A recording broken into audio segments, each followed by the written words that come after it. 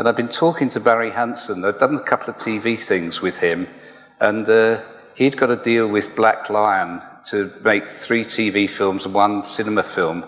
And talking about it, and where do things come from, starting point? He was sitting in a restaurant, and he got the money for a film. It was just under £1 million. And we're talking about what kind of film we'd like to go and see that night. And both kind of liked American gangster film. My notion was it was a Humphrey Bogart film if he'd been a Cockney. That was the restaurant. Barry christened it, said right, and commissioned it. The last thriller. That was the original working title for it. And I'd been so fed up with this comedy that I was writing, and I sat down. I remember it was a Thursday night, Easter coming up, which I always find that holiday kind of boring. I don't know why. 4 days of nothing, and so it was actually wrote the thing in the 4 days of Easter, the first draft. Of course, there was others. But about 70% of that, I think I've been bursting to write this for years and years and years, dissatisfaction with British gangster films and wanting to do a Humphrey Bogart film if he was a Cockney. And so it all just poured out in 4 days, writing very, very fast. And funny again, the accidents where things happened. Now it seems clear, as we started writing it, it was going to be the central thing of it is terrorism against capitalism. The idea of the super capitalist. I mean, as it turns out, it was before Thatcher, but Harold Shand was a Thatcher man gone mad just before she came to power. Was written it, then versus terrorism, the motive of to make money, and those with idealism, and come crashing together with a force he didn't recognise, which was the IRA. And remember where that theme comes. Sometimes the luck is with you. You're writing, sometimes you have these magic moments. A lot of it is sheer slog, and then suddenly things fall into place. That's like the great moments of writing. And I went on it was on the Thursday night to a pub in North London, and there was an Irish band playing, and emerald green shirts. And at one point, they set fire to a Union Jack on stage. This was the height of the IRA activity in London. And then the collection came round, and the guy I was with said, "Don't say anything, you wrong accent." And I think that's where suddenly it clicked into place then. And that weekend, there was no killings, no bombs, no activity at all. It was the only weekend. This was, 1977, when they wrote the first draft. And that kept coming up on the radio. The news was that there was nothing happening in Ireland. And that was very much the speed of writing it. Wow.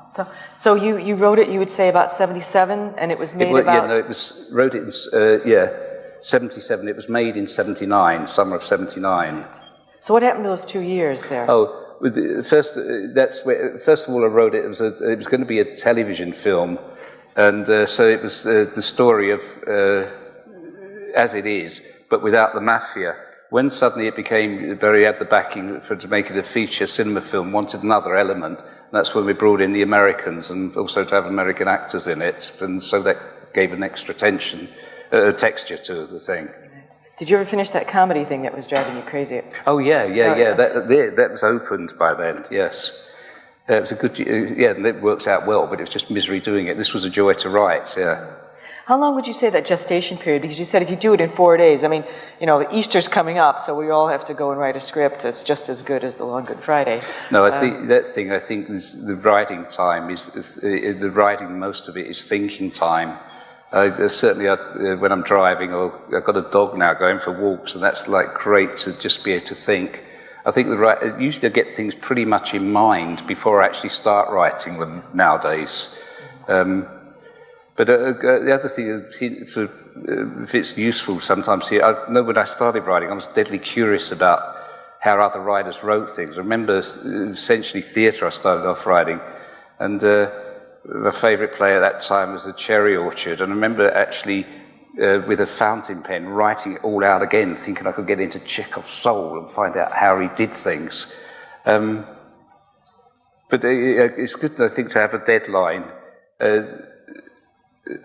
so it doesn't go on forever. That's where I'm stuck on something at the moment, but it's something I'm writing and want to write for myself, and hopefully, and because there's no one screaming down the phone, it's taking forever to write the bloody thing.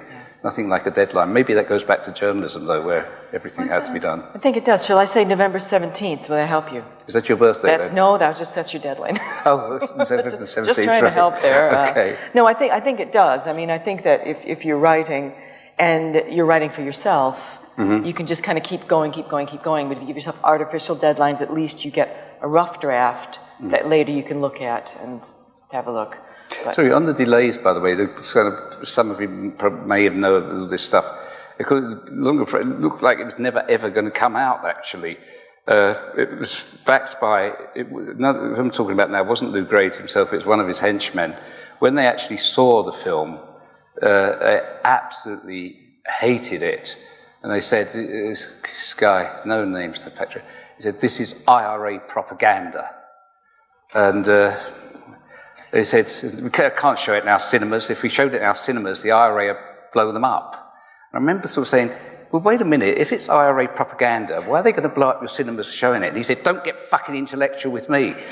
Which I was so chuffed with. It's the only time ever I've been called intellectual.